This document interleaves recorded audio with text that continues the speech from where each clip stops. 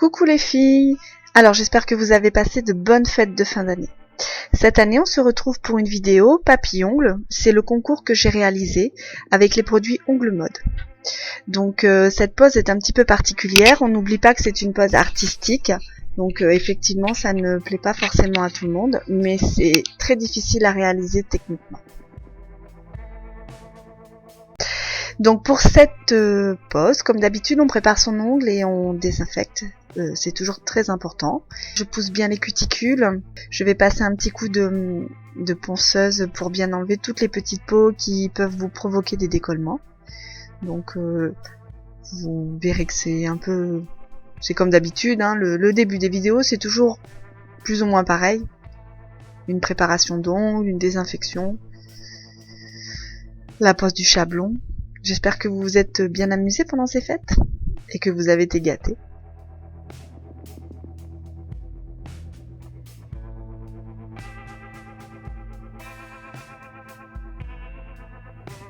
Donc ici, je prépare mon chablon, je colle la petite capsule derrière, je redécoupe mon chablon pour qu'il soit adapté à mon ongle, pour qu'il s'encastre parfaitement. Faut pas qu'il y ait de creux, de choses comme ça.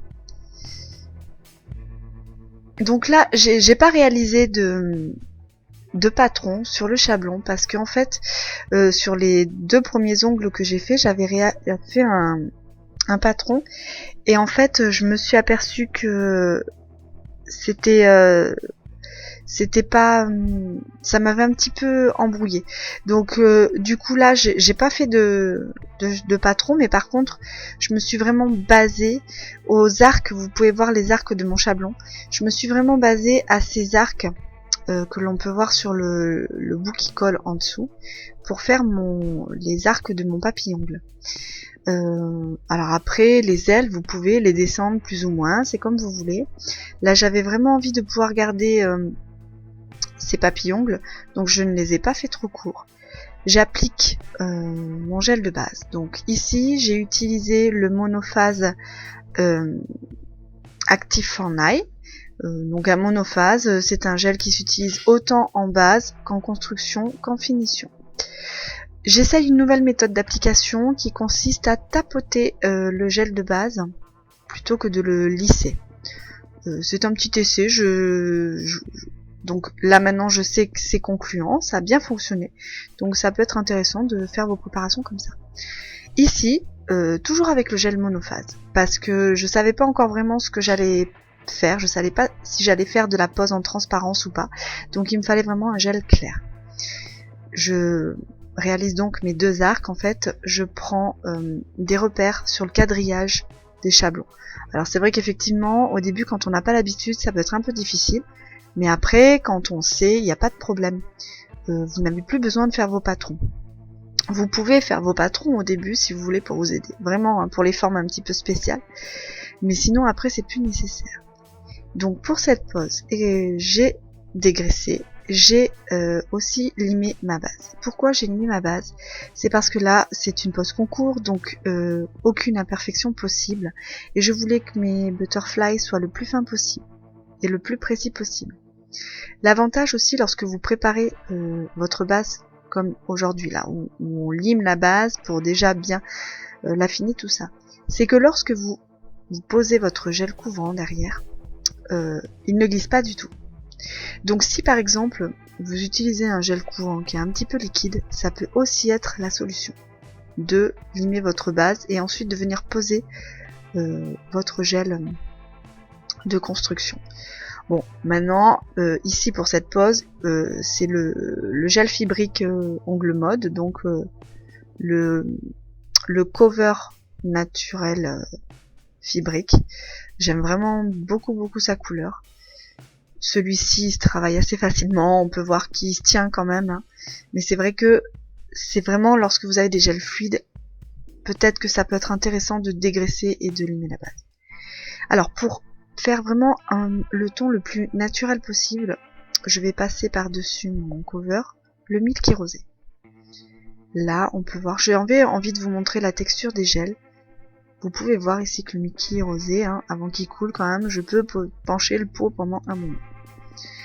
Donc là je fais ma construction, en reverse sur mon extension de plaque.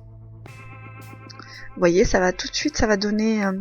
déjà que le cover naturel a une teinte très proche de la carnation de peau naturelle. Donc là, avec le cover Milky rosé par-dessus, ça va vraiment vous permettre d'avoir une continuité entre votre plaque naturelle, l'extension, et d'avoir un effet naturel. Donc je dégraisse, je prépare ma reverse. Ici, je peux pas vraiment utiliser mon embout de ponceuse parce que l'extension de plaque est quand même assez longue et les embouts, ils sont pas non plus, font pas 10 km. Donc là, je le fais à la ligne. Je vais appliquer mon gel Fog White de Ongle Mode. Regardez comme il est super beau, c'est un gel blanc brillant pailleté. Il est vraiment magnifique. Donc vous allez, sur la vidéo, vous allez pas tout avoir parce que j'ai rencontré des problèmes de caméra, comme ça m'arrive souvent. Pourtant, j'essaye toujours de prévoir de mettre la caméra en charge avant, mais c'est vrai que des fois ça m'arrive et du coup quand je tombe en panne de batterie c'est un peu compliqué. Et ensuite là la vidéo je pouvais pas mettre toute la déco, tout ça, parce que déjà la vidéo aurait été beaucoup trop longue, parce que là rien que pour une main il y a plusieurs heures de travail, ça a été réalisé en plusieurs fois. Il me semble que j'ai mis 6 heures pour faire la main à peu près. C'est pas 6 heures d'affilée, hein, c'est 2 heures par-ci, 2 heures par-là. Là, vous pouvez voir que j'avais déjà fait 2 ongles. J'en refais 2 et après je fais la déco. Et on peut bien voir maintenant les arcs de cercle de mon papillon. Donc vous pouvez très bien laisser vos arcs de cercle comme ça, que vous façonnerez plus précisément avec votre ponceuse.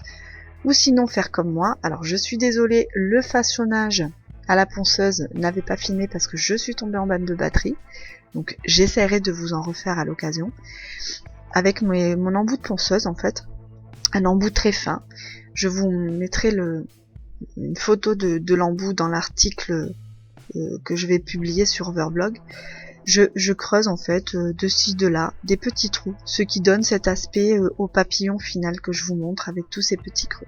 Après il y a plusieurs formes de papillons, un peu à vous d'imaginer ce que vous avez envie. J'ai catalysé 2 minutes, maintenant je vais venir appliquer mon gel monophase pour la construction. Pareil, je voulais un gel très très clair, très transparent pour vraiment garder toute la brillance et tout l'éclat de mon gel et de ma pose.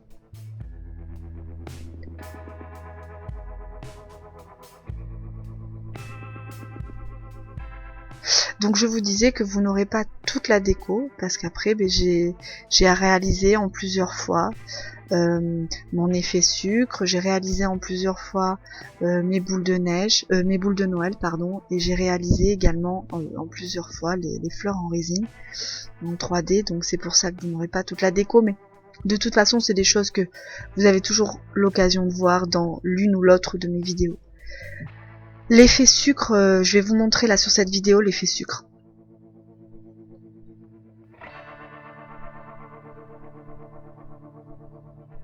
Juste sur la frange.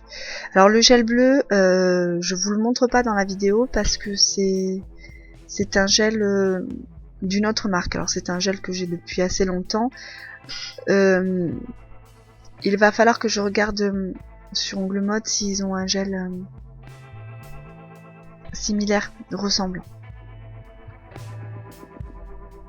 Donc là maintenant, entre temps, vous voyez, j'ai façonné, donc j'ai fait la mise en forme définitive de mon papillon, puis ensuite j'ai façonné mes petites encoches dans les ailes. Donc ça se fait avec le petit embout de ponceuse. Donc comme je vous ai dit, je mettrai la photo de l'embout de ponceuse que j'ai utilisé sur mon blog. C'est également là que vous pouvez trouver tous les liens produits. Là, pour faire mon effet sucre, j'ai appliqué une très fine couche de gel bleu que j'ai utilisé pour faire ma French. Et donc je saupoudre, avant de catalyser, je saupoudre mes paillettes bleues.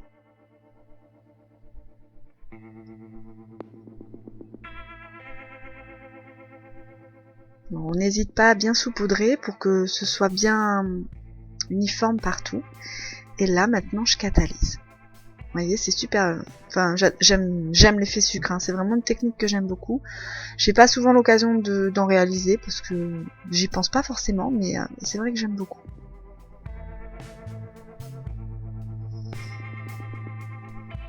Donc là, je fais pas un effet sucre sur cet ongle, c'est vraiment après que les contours en fait que je fais en effet sucre. Donc j'applique d'abord ma finition avec les strass, parce que c'est pareil, j'avais pas filmé les effets boule de neige, mais il y en a que j'ai réalisé avec l'aide de strass et d'autres que j'ai réalisé avec du gel et des paillettes en fait. Donc je pense que je vous en montrerai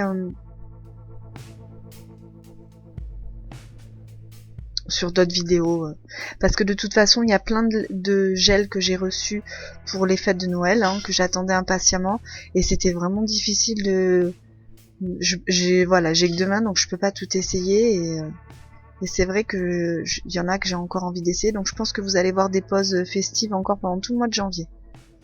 Donc là j'essaye de vous montrer au mieux les papillons-ongles, mon effet sucre.